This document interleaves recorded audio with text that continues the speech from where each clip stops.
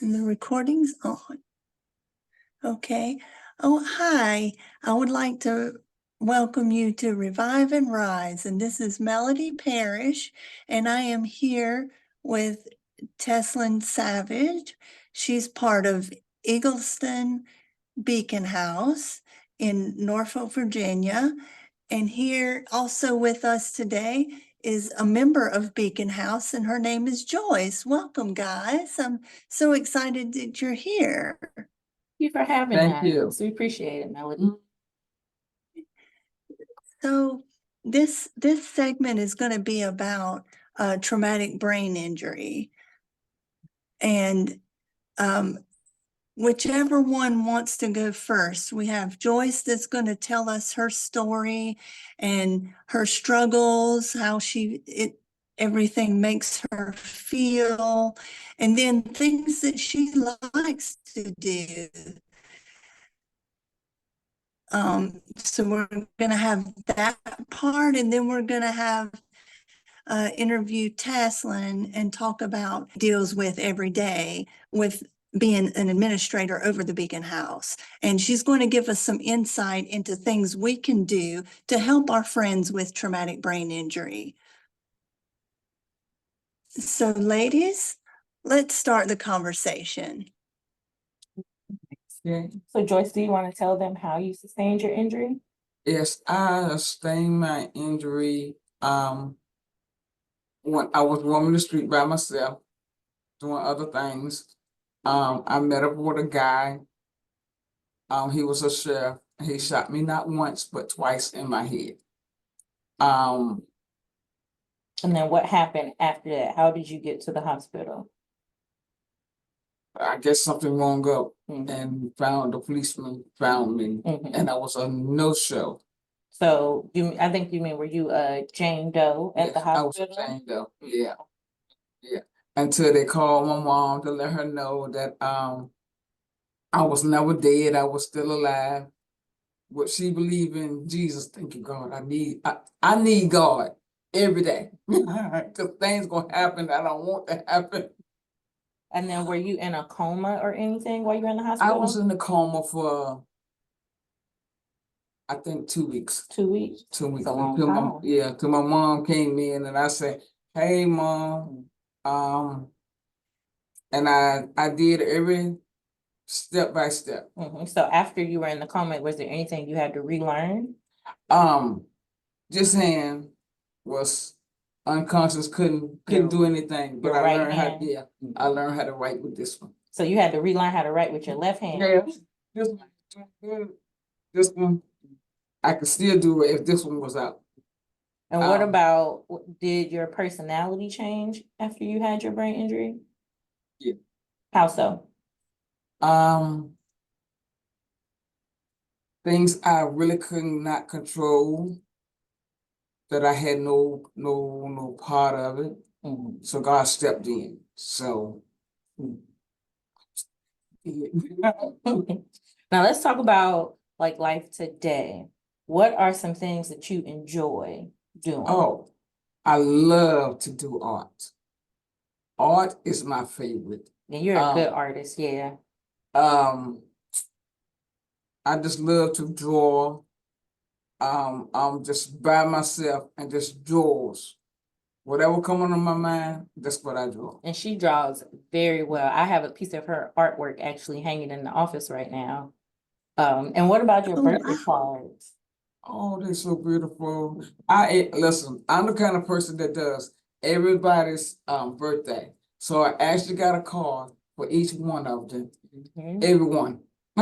And so Joyce is so thoughtful. She's just very thoughtful, always willing to help out, and always very kind. What about Beacon House? Well, do you remember when you started Beacon House? Yes, 2001. It's been a long time, very long time. That's when I first met Miss V and Joanne and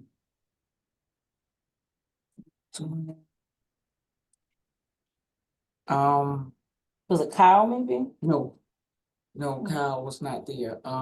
Might have been Abby. Yeah. Yeah, Abby.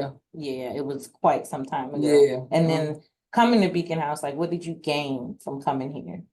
Where I learned a whole lot. Mhm. I learned how to hold, like, do the kitchen, put it back together.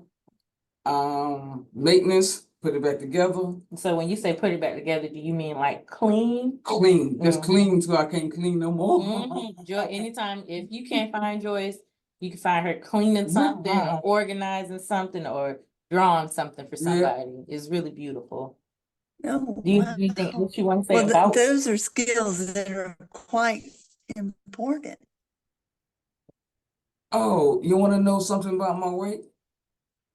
I lost 5 pounds. Good stuff.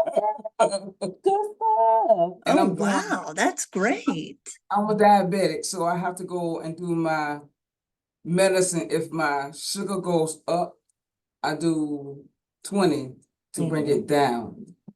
So There you go. So I think, are you trying to say like, even though you have a brain injury, you're still able to manage your diabetes and your health? Yeah, yeah. And she does. I see her a lot writing everything down. And if I notice, if you ever need help, you're always open to ask. Which I think is wonderful. 'Cause I think everybody needs help in some shape, form, or fashion. And I think Joyce is a wonderful example of being an advocate for yourself. If you can't ask for help, that's the first step of being an advocate and saying, hey, I need help. And then when you find your voice, you help other people find their voice. And you do that a lot here, Joyce. I appreciate you. You have Yes, that is so important. Mhm. You know, because so many people, Joyce, they can't ask for help. They don't, and they don't accept help either. Yeah. That's very true. And I think sometimes brain injury survivors struggle with that kind of knowing and understanding when, hey, I've reached my threshold, I might need a little help, and sometimes survivors aren't able to have that thought process. So I think here at Beacon House, I think we do a good job of helping the members to identify when to ask for help and not just swooping in and saying, hey, let me do this for you, because it takes away that practice, that opportunity to say, hey, I need help. So that's something big we focus on here. And kind of the independence Absolutely. of knowing how to take care of yourself. Absolutely. Because even if you don't know exactly what you need, knowing and understanding, hey, I just need to ask. And then it can get you to where you need to be. Yeah. And I think we work very well together.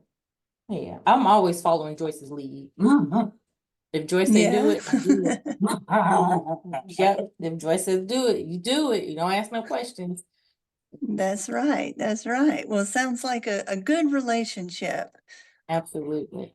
And now, Joyce, where do you live? Oh, I stay in Chesapeake. No, don't say your address. Oh. She just want to know. Just in Chesapeake. Who do you stay with? My mom. Oh, you stay with your mom in Chesapeake? Yes. Yep. Do you like Chesapeake? No, because it's too little. Well, it's okay. So the lady gave us an apartment to look at. Me and my mom went to it. The room ain't even no bigger than this. Oh, no. And all I can do was put one bed in there and be like, Oh, because so I it's can't too get, small. I can't get everything in there. So I'd be like, nah, That's good. How long have you stayed there with your mom? 5 years. 5 years. 5 years. Wow. Yeah. Yeah. Now, what's your favorite thing to do in Chesapeake? Where I Do go to you like to church. go shopping or Yes. fishing at the ocean or anything like that? No. Do you like to go to the beach? Yeah. Yeah. What's your favorite thing to do at the beach? Just sit out and relax in the sun. Just relaxing in the sun. Yeah. That sounds. Well, that's good. That's good. And it seems like you've got everything under control. Yeah, because And sometimes I got to you're talk to myself. You hear me? You're a Sometimes I gotta talk to participating, myself. you talk to yourself? Yes. Yeah, body gotta come I talk on. to You gotta myself move. too. I do too. Yep. Yep. I have a rule. If my friends don't talk to themselves, they can't be my friends. Mhm. That's right. That's right. Well, you're your best company, right? Yeah. Mhm. Very true. Yeah. Very And true.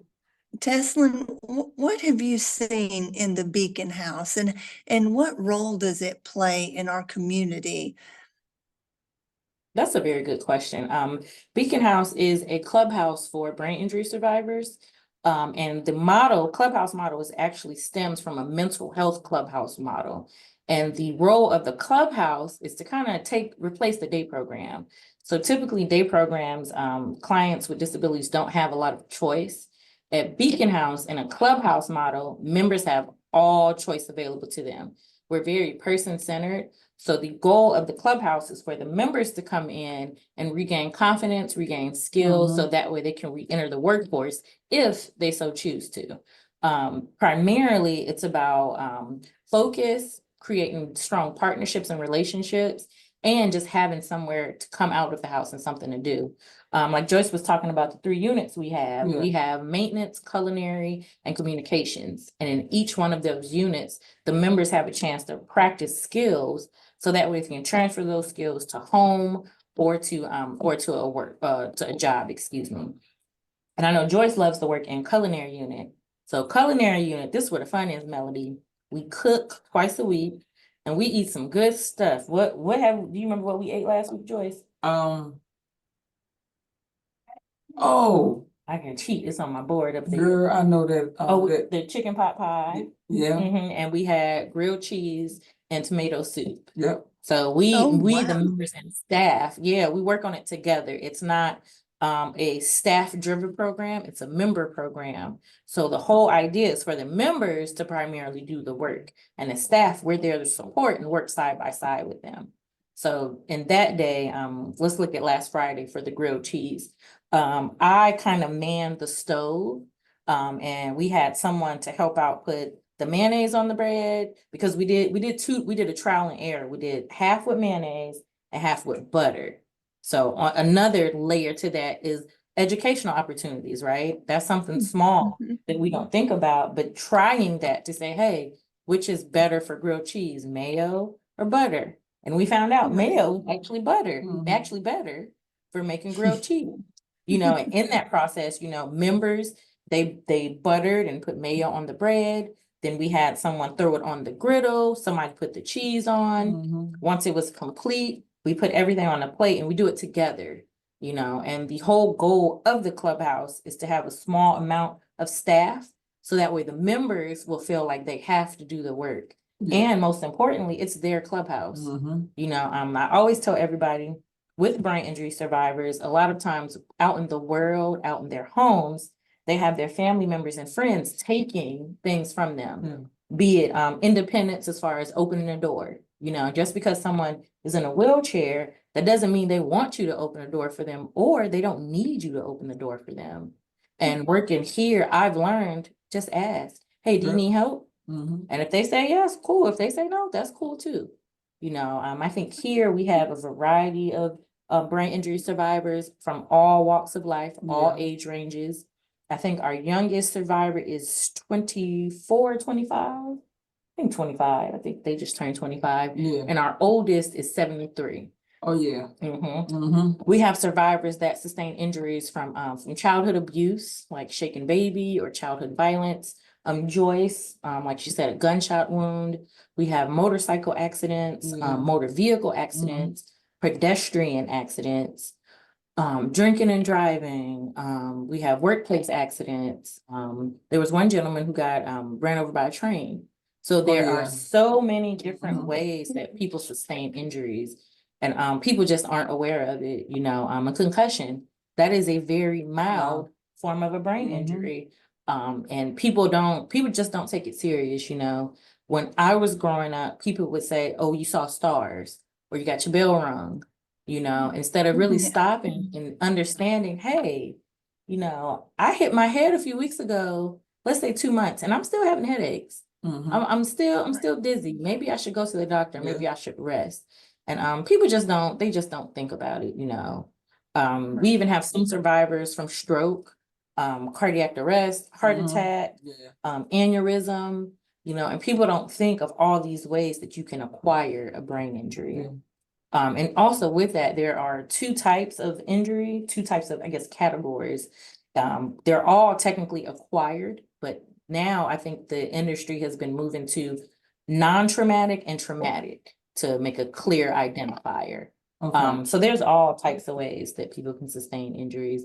And while there are not a lot of clubhouses within the United States, they are available. You Mhm. know, our clubhouse right now has a waiting list of 20 survivors. Yeah. And I can only imagine how many other survivors that are out there that are either don't know about the program or are undiagnosed. Yeah. You know, so brain injury is a very prevalent thing. And I think we just as a community needs to make sure we're sharing the information, just like what you're doing, Melody. Yeah. So Right. that's amazing. Yeah, well, this is a wonderful opportunity that you have. I know when I had my brain injury 20 years ago, there was nothing like that. I lived in a very small town. We didn't have anything like that. We had what we called a day program, Mhm. and mostly it was just an adult babysitter. You know, Okay. and then you would have somebody that would come and do physical therapy for an hour, then do occupational therapy for an hour. But the rest of the time you were basically sitting there. And so that's So interesting. this is really great. And it's so cool because something about the clubhouse specifically, we have standards that are created by the International Brain Injury Clubhouse Association, Alliance. And what they do is actually they have a set of standards that you have to follow to maintain a clubhouse. Mhm. And do you know what one of the standards is as far as therapy? Um, Can we have therapy within the clubhouse? no. Yep. So No. that's one thing about the clubhouse. There are no formal forms of therapy, no physical therapy, no occupational therapy, no counseling, because a lot of our survivors, they get that. And I can imagine if your world is just filled with therapy, Yeah. you know, so this gives a healthy outlet to that. And like you said, most of the time when you go to day programs, choice is taken away. Yeah. The members decide what they want to do here. They decide where we go because we go out on a outing. Where we Yeah. go, like where did we go last time? Where we go last month, September? Tennis, I mean, We went to the pier. yeah. And what We we did do go to there. the field, we fished, Mm-hmm. and I caught one fish. Joyce did. She caught the Oh, one caught fish. one It fish. off. Yep, she Yeah. caught the one fish and then it jumped off the hook. I wish it would have Oh, hooked wow. on. Yep. So that's something that the members decided to do. Yeah. You know, it's not, hey, this is what we're doing, this is where you're going. You know, it's all about personal choice and what they want. Mhm. And something either further along with that, even within the clubhouse, I cannot make decisions without consulting the members because it's their clubhouse. I always say any brain injury survivor is the subject matter expert in brain injury because you guys live it. Mhm. I am here to be an advocate and to be a support and just to empower any brain injury survivor. So I think that was perfect what you said about the day programs. And I think clubhouse models and brain injury programs were created because in the past, they would get grouped into developmental disabilities or intellectual disabilities. And while all disabilities are very important and should be seen, each one is different and they have different needs. Yeah. So creating these brain injury clubhouses really was able to focus on, well, what does a brain injury survivor look like? It can look like anybody. Yeah. You know, what are their needs? They're different. Yeah. You know, like I said earlier, we have some people who were born and sustained their injury, whereas we have some people who have lived a very full life and maybe had a stroke when they were 50. And now, you know, they don't want to go to a day program. You know, they want to still be able to have choice and some control over their lives, you know, and this program really helps to provide that control and give them a gateway to that control. No, that's wonderful. Yeah, because I think if you've had like if you've had like, I don't want to say a normal life, but you've had a fulfilled life, then when it gets taken away, whenever you sustain the brain injury, and then things are so different, and you're not necessarily able to help yourself or think of yourself, or totally attitudes are changed, and it's just very difficult for the survivor to understand. Sometimes you don't even understand what's going on. Yeah, did you find that, Joyce? Yes, yeah, because I come in and don't know what I'm gonna do, then I got to sit down and think, okay, go back to what you thought you were gonna do. Yeah. Yeah, and Yep. have you found uh any physical things that maybe you have trouble with? Like I have trouble breathing, so I constantly have to think about something that most people don't have to think about. I have to make sure that I take a have you found any experiences like that? Well, no, but my problem is I know when I'm gonna fall, and that's my problem. Of don't think of my injury, think of me falling all the time. I get you. Now, what about maybe your speech and maybe with reading? Oh, I gotta learn. I'm learning a whole lot from what I say and saying something because you can't take it back. It's just out Now, there. what about like when you're reading off something? Do you sometimes struggle to identify like what the word is? Yes. Mhm. Yeah. And we'll see that a lot with survivors. I believe the term is alexia, I believe.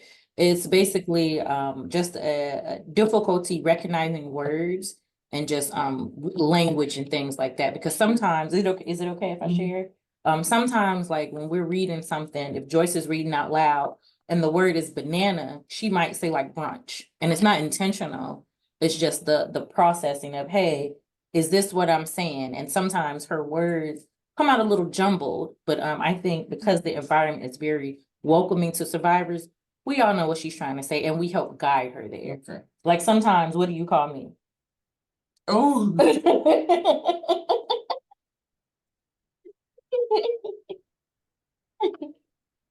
Tiffany. She'll call me Yeah. Tiffany.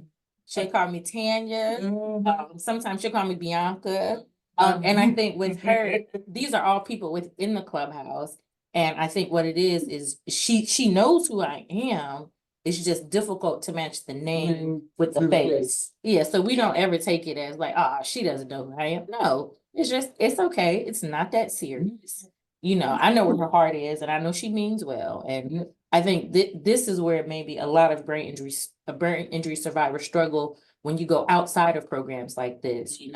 Brain injury does not look like a certain thing. There is no, one size fits all to say, oh yeah, if they have a speech impediment, if they have a disrupted gait, they have a brain injury.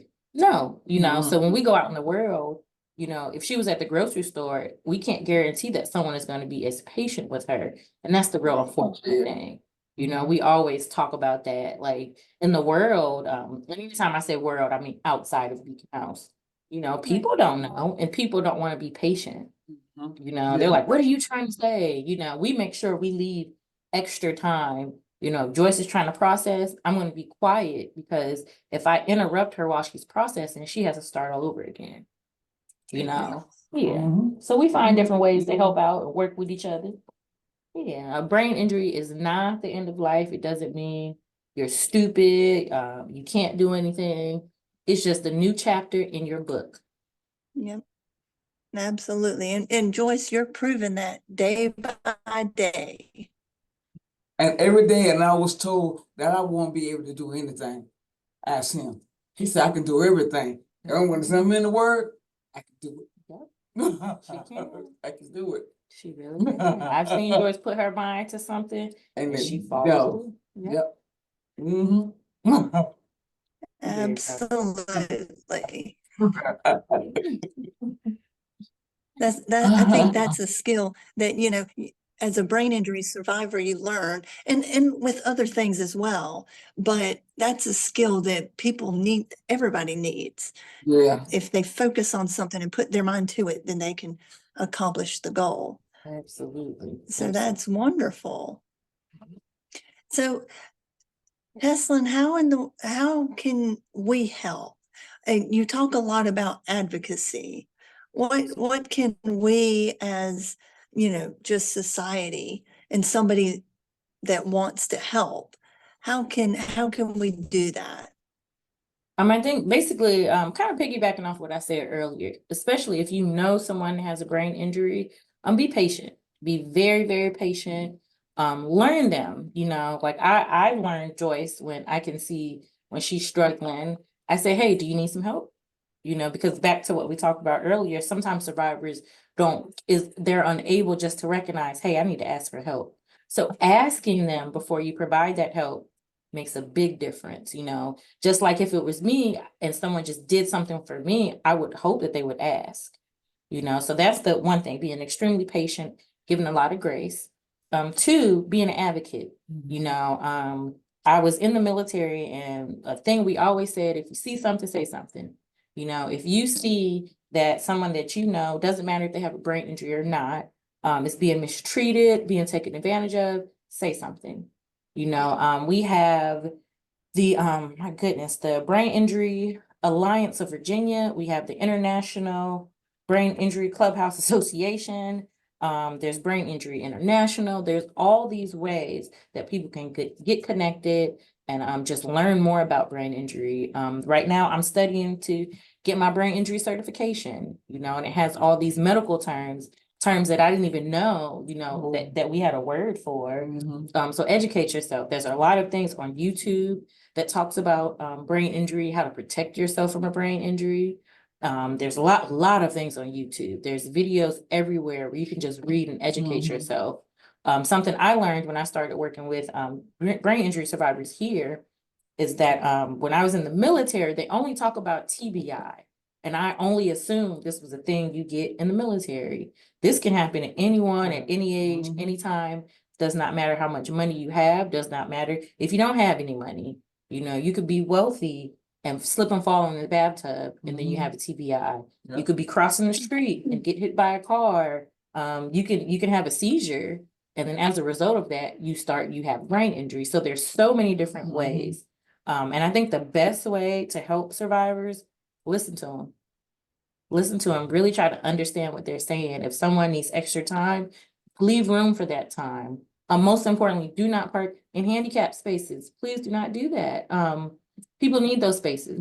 Those blue lines next to the parking, they need that space, especially if they utilize equipment like a wheelchair or a walker. So I would just be an advocate. If you don't understand, there's nothing wrong with saying, hey, I don't understand. Can you help me understand? Each survivor is so different. I can't express how each survivor is different. They all have different needs. So I think that's my biggest thing. Be an advocate, be patient, and just be really willing to learn. Here at Beacon House, it's a learning environment for everybody, not just for members, for staff and members. And I think we learn together. Did I miss anything, Joyce? Nope. Okay. See, this a thing. And I think what you said was really important about educating yourself and just being able to understand. I think more conversations need to be had.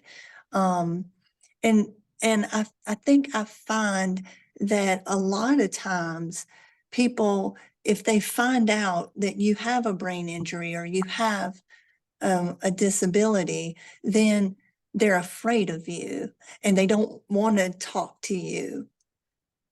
Absolutely. And I think that's where our society has been changing.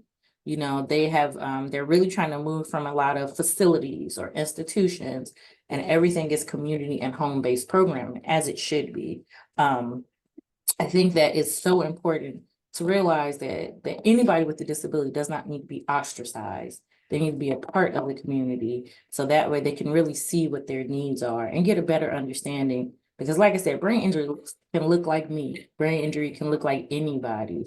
And we never know until we really slow down a little bit and try to understand that one survivor. Just because you meet one, that doesn't mean the next one you meet is the same. Right. Yeah, because, people would never think that I had a brain injury, and I work in a hospital. Mhm. And so it's important to stress that everybody's different. And how would we be able to advocate for, like, in our government, maybe policies for brain injury survivors or things like that in our communities? Reach out to your local representatives, your delegate, the mayor, any senators, reach out to them and communicate with them. Something we do here at Beacon House every January, we go to Richmond and we have Brain Injury Awareness Day. And by the time we go in January, we have written letters, we have done appointments via Zoom, just to let them know, hey, this is who we are, this is what we do, and this is what we're asking for. And through our advocacy efforts, I think the past 2 years, the entire state got more funding for brain injury services. So always find out who your representative is. Find out who are on these committees that really affect these brain injury bills. If there is a support group or a lunch and learn available, go to those and even invite your representatives to them.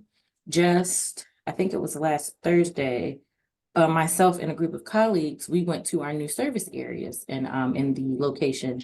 And we spent the entire day, I think we talked to over 30 officials in the areas. We talked to superintendents, school superintendents. We talked to the chief of police, we talked to the fire department, all of the local police areas, police departments. So that way we can inform them of one, hey, we'll be coming to your area. We talked about everything we discussed, what brain injury looks like and how you can help someone with a brain injury. We even talked about just safety because especially with law enforcement, they may not always recognize what brain injury looks like. They may label it as mental health, and it is possible that a brain injury survivor can have some mental health illnesses, but it's still very different. And they talked about, I guess in certain areas, you can call 911 and you can kind of create a profile.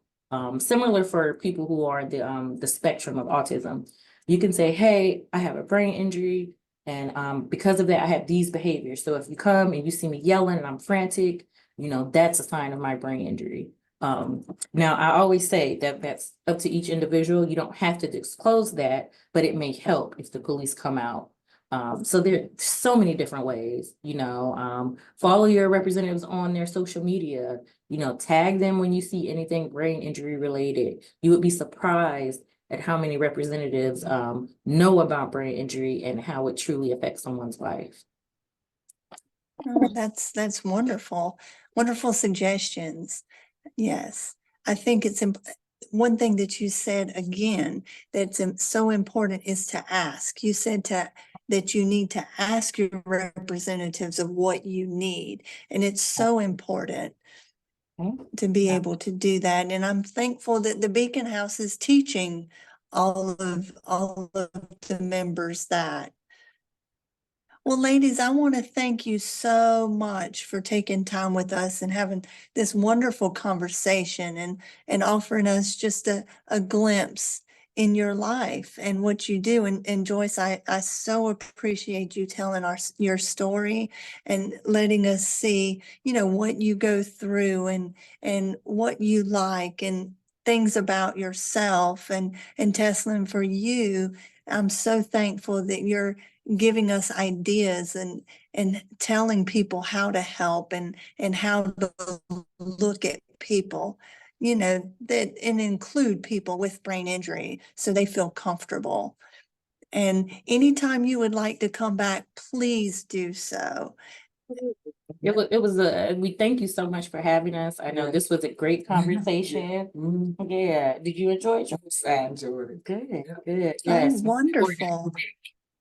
And hopefully we can work together to get more things done. Absolutely. And that's what we always say here, you know, the more on the team, the more we can accomplish. Mhm. You know, Yes. there's not one survivor that doesn't need help. And I think what Joyce and I were talking about earlier, if you want kindness, you got to give kindness. Yep. Absolutely. Absolutely. Well, thank you, ladies, and I hope you have a wonderful day. Thank you, You too. Melody. You too. Bye. Bye-bye.